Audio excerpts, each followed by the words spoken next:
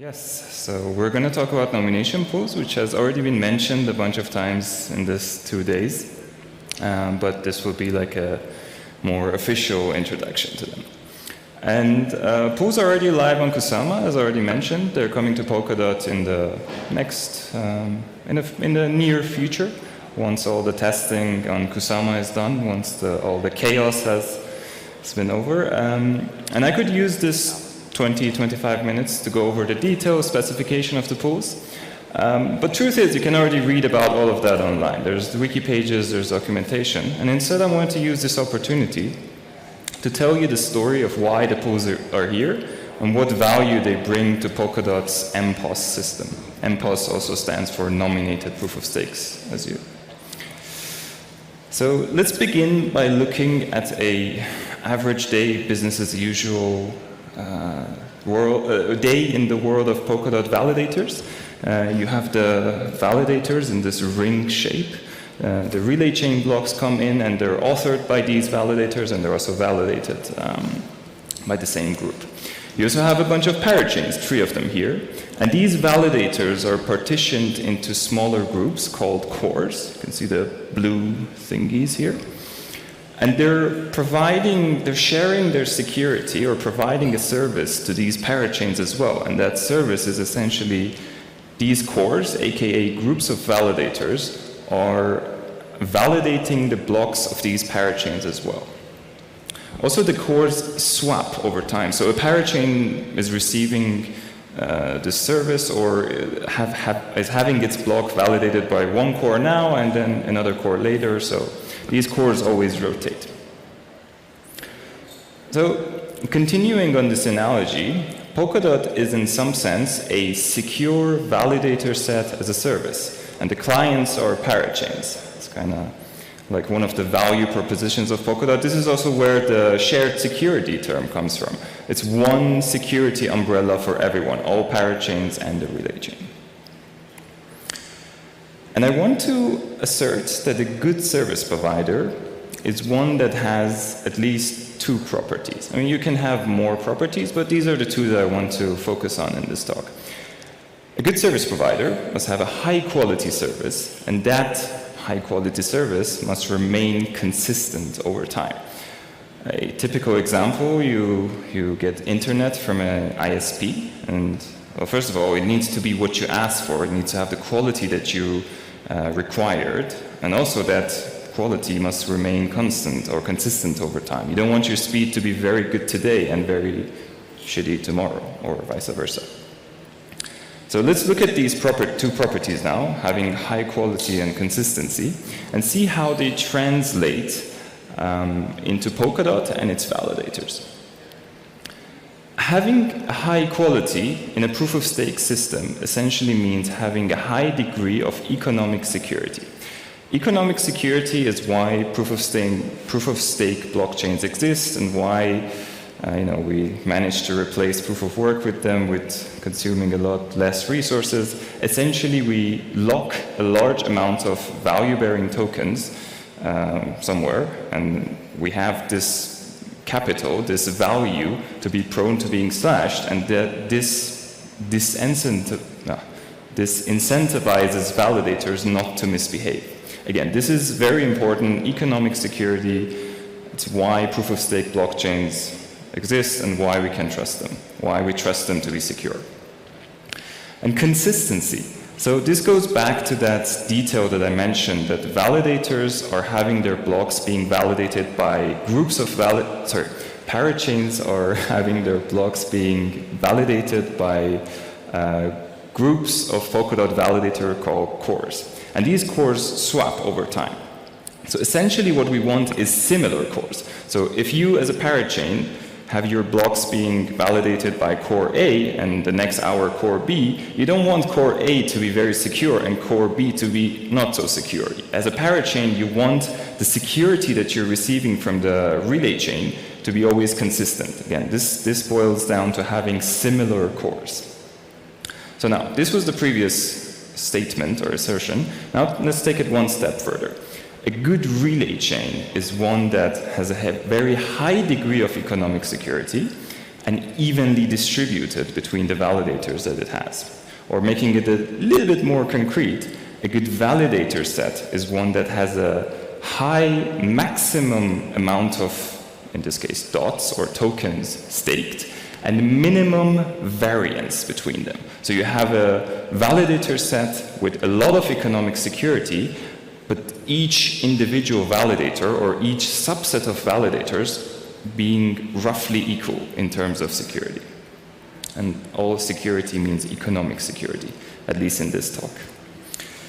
So, NPoS, the nominated proof-of-stake system of Polkadot, it's doing a bunch of things, handling slashes, rewards, blah, blah, blah, but one of its tasks is to find and elect a validator set that has these properties.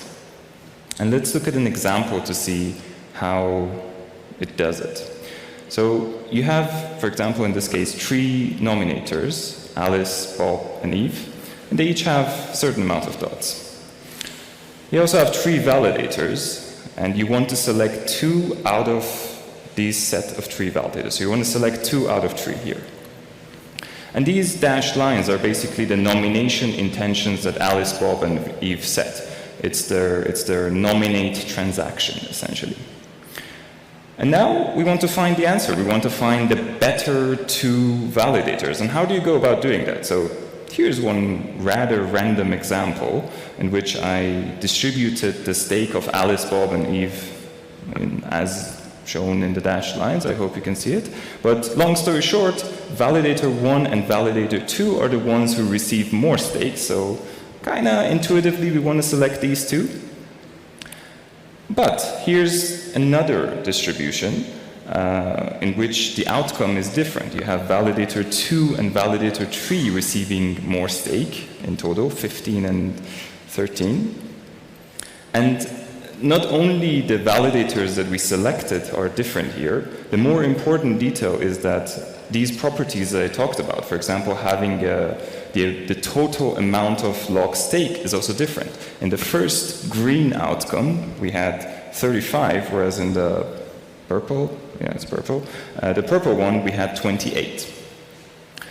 So this is essentially the description of an optimization problem, where you have a multi-input function, and there's a criteria, so there's a curve, and you want to find the maximum of that curve, or you want to find the minimum of it.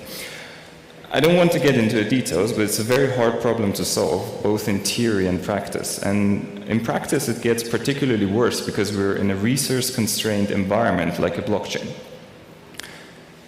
And all of this was like my very brief explanation, description of why Polkadot's NPoS has been having difficulty scaling and why it's sort of justified. It needs that extra degree of economic security, and therefore it's utilizing this processing of this graph via some algorithm, and therefore it's having difficulty scaling. And it's also worth mentioning that the NPoS system has grown multiple times. Like for those of you who have been around, like 2 years ago, Polkadot could only onboard 5,000–6,000 nominators. At some point, this went up to like 30,000. At some point, it went a little bit too much, and things broke a little. Now it's stabilized around like 20–25,000. But the point is that processing that NPoS graph, that graph that I walked over, and coming up with an optimal solution out of it is an inherently difficult task to scale, especially if you want to scale it indefinitely. So this brings me to nomination pools, which is a scaling solution to the problems that I just talked about. So we have the similar setup, some nominators and some validators. And the main idea behind pools is that it's difficult to increase the number of nominators that the system can have, but it's very easy, or rather trivial, to group the ones that have the same opinion together and make them seen as one nominator. So essentially, the rest of the system sees this as 3 nominators, whereas the third one is actually a pool that can be composed of 1,000 pool members with the same opinion. I think it's worth emphasizing that pools are not a new type of staking. It's actually a scaling solution on top of the already existing one. Okay. Okay, no, I had more to say here. So some of the details of the pool, which I said I don't want to spend the whole talk talking about them, but I think they're worth mentioning, is that because I mentioned that pools are the same underlying staking activity, it's also the natural consequence of that the amount of reward and slashing that the pool members are subject to is essentially the same. So I guess TLDR, same rewards that can be earned by joining a pool as being a nominator. More importantly, unlike the number of nominators, which is limited in Polkadot, the number of pools that can exist, and more importantly, or most importantly, the number of members per pool is, as far as practicality is concerned, unbounded. The governance of any chain, or Polkadot or Kusama in this case, could decide to put a cap here if they wish to, but unlike nominators, there is no technical bound here. And I think the last noteworthy detail is that the pools have different roles, which are different accounts that can control that pool, basically. So you delegate to you join a pool, and that pool has a specific account which is declared as the nominator of that pool. And this flexibility essentially allows for more types of, let's call it trustless, decentralized, collateralized staking, or collective staking. So in the current model, if you want to literally join the opinion of an existing nominator, you only have the option of giving them your fund. Whereas now, if this is a pool, you can actually join it, and you can, without needing to trust that other person, only trust their nomination opinion, not give them actually your fund. Or you can have more interesting use cases. Like there's one example that I've been saying to people in the last 2 days, and I find it interesting. You can have a pool which has a nominator account, okay, the account that controls the nomination of that pool, be an account that's controlled by a DAO that lives in a smart contract parachain, and it does its business via XCM. This is another example. Yeah, so long story short, pools also bring more flexibility for types of collective staking. So, to put it into perspective and compare it with normal nomination again, creating a new nominator now is like creating a unique new opinion. Well, it doesn't need to be unique, but you have the option to create a unique new opinion about the state of the validator set, or assert your opinion about who the good validators are and who should be selected. Whereas being a pool member is essentially like joining an existing opinion. And creating a new opinion, being a nominator, is bounded, more expensive, but joining an existing opinion is unbounded, cheaper, easier to do. So I think the first half of my talk was essentially about these two conflicting criteria. On one hand, you want scalability. On the other hand, you want a lot of economic security. And again, the first half of my talk basically put these 2 points on the graph, that the existing proof of NPoS of Polkadot is very secure in terms of economic security, but has trouble scaling. Whereas the existing, I put it here as like X asterisk POS, as in like any other POS, but I don't actually mean any other proof of stake system. I mean easier proof of stake systems cannot achieve the same degree of economic security, namely because they don't process all the nomination intentions like Polkadot does, but they have an easier time scaling. And with pools, we're basically targeting to have the best of both. It brings the economic security that Polkadot's original NPoS could deliver and blends it with the scalability of a very simple, flexible, easy proof-of-stake system. Or at least allows for both of them to exist. Depending on how much of the stake in Polkadot goes to actual nomination and how much of the stake goes to pool, this this line is a simplification, then this NPoS plus pools might change a little bit, like it become a little bit less secure or be a little bit more secure, but you're basically allowing these two properties to blend together, and both of them exist.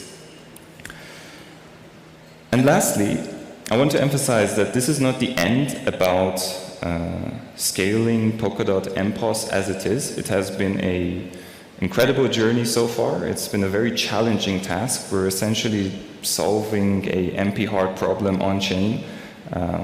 Or actually in the current system, we're solving it off-chain, but we're still verifying the solution on-chain.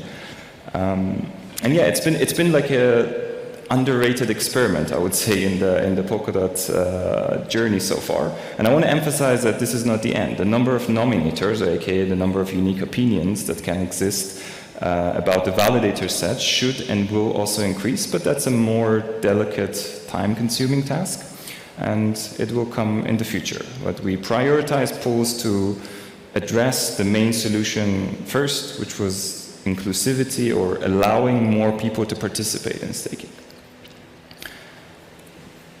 So this has also been, okay, my slides are also a little bit, the K is in the next line, but this is also something that has been talked about sufficiently, I think, in the last 2 days. I want to just bring it up again, that there's been a lot of changes to Polkadot's staking as a whole.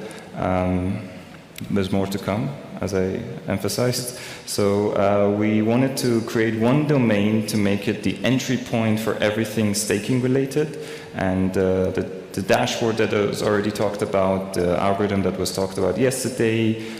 We have a monthly newsletter about staking, and many more resources will be from now on in staking.polkadot.network. It's under construction, but there's already a few links to the existing things in it. And yeah, that's it. Thank you. I'm happy to take questions.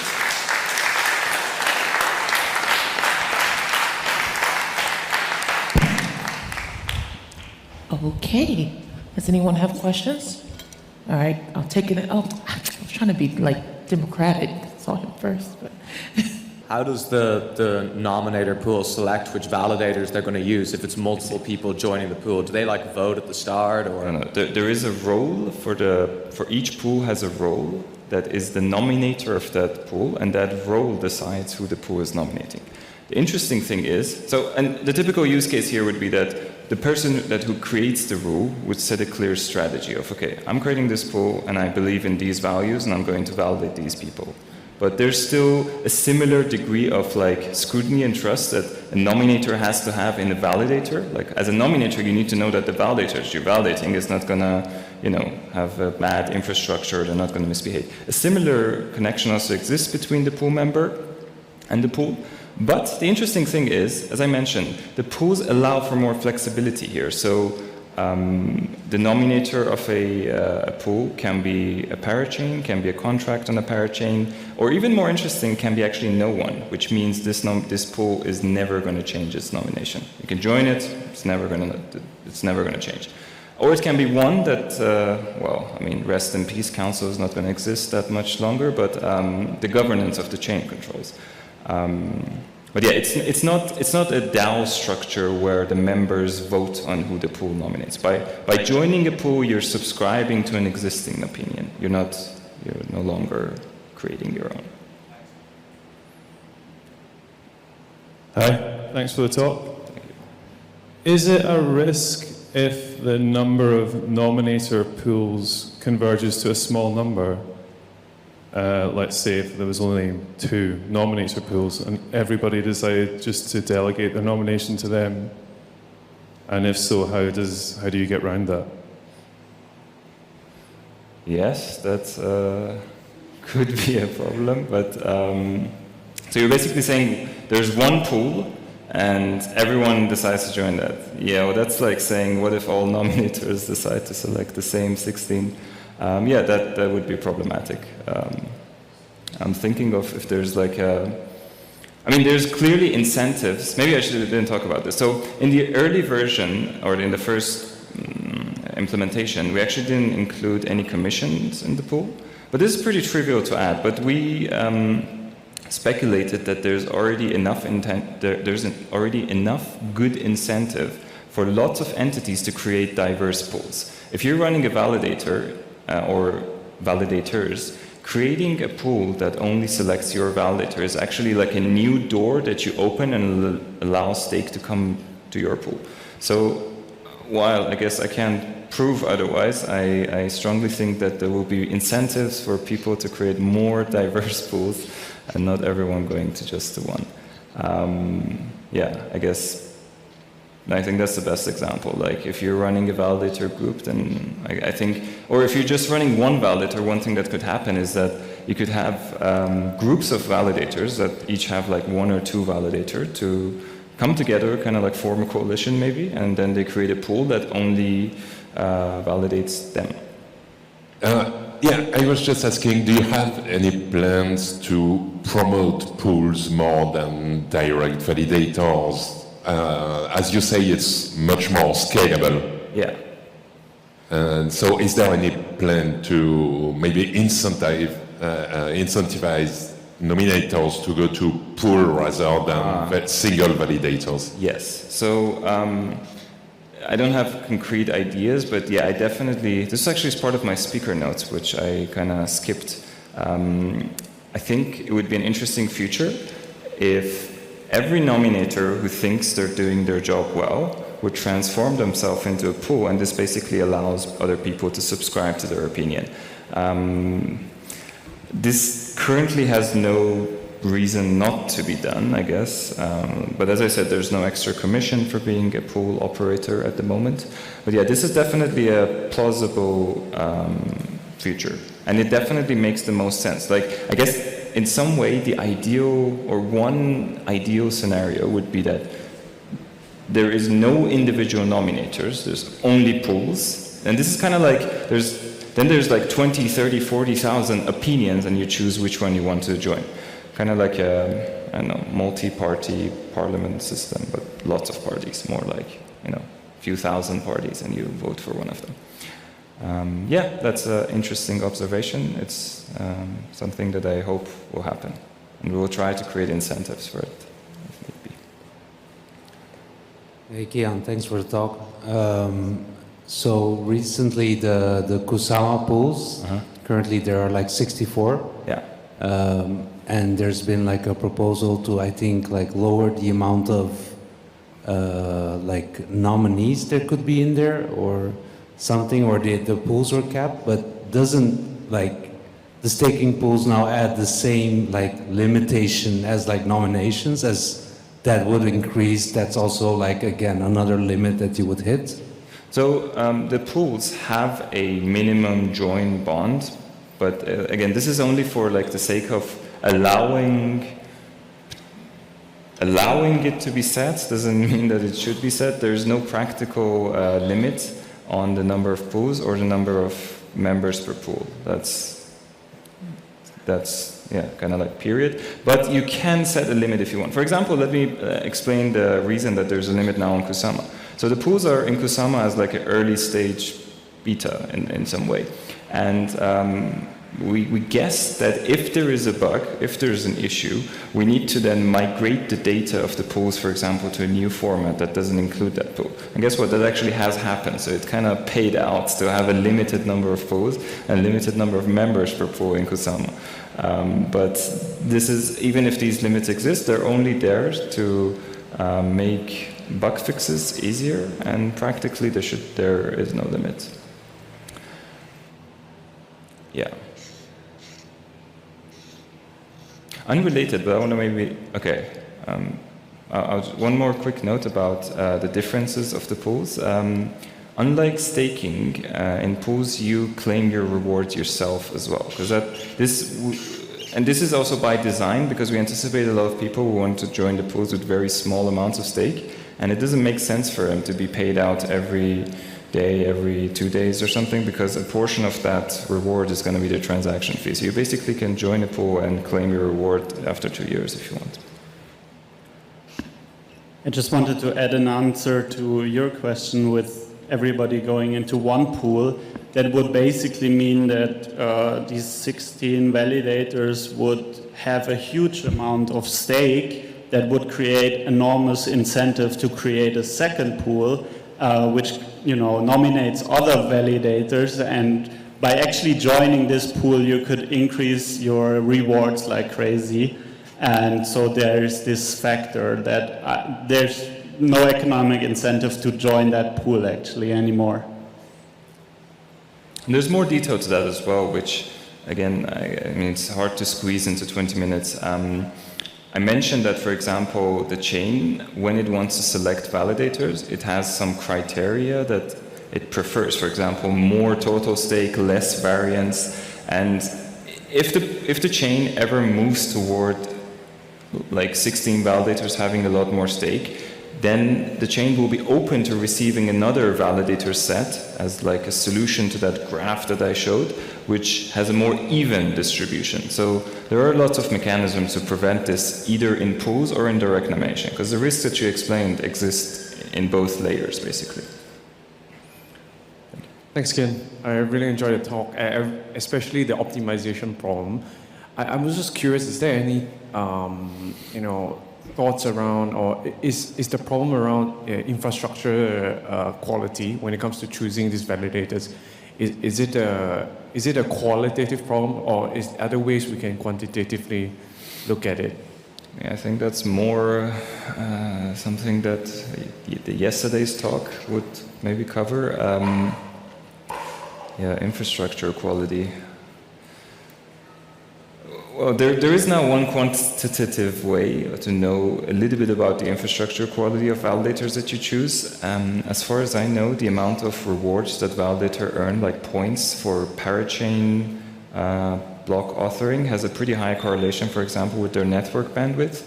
Otherwise, for day-to-day stuff, there is this unfortunate fact that there is not a lot of benefit in running a very good machine as your hardware, and you can maybe get away with running a rather weaker one. I don't have a really good answer to that, actually. If you want a quantitative measure. Well, one last question, and then we're gonna wrap it up. Just here. So basically, in order to maximize the return, you don't want to overstake for each individual validators. So for example, Kusama right now, the average staking for each validator is something like 4,000 KSM. Yeah. So with only up to 24 nominations, then the maximum is 24 times 4,000. Anything more than that will be less rewarding. So you will have this kind of cap, and they will probably limit the nomination pools. So this would actually be kind of like a natural incentive for a pool to not grow too large, because it wouldn't be able to yield as much staking reward as it would if it were more diverse. So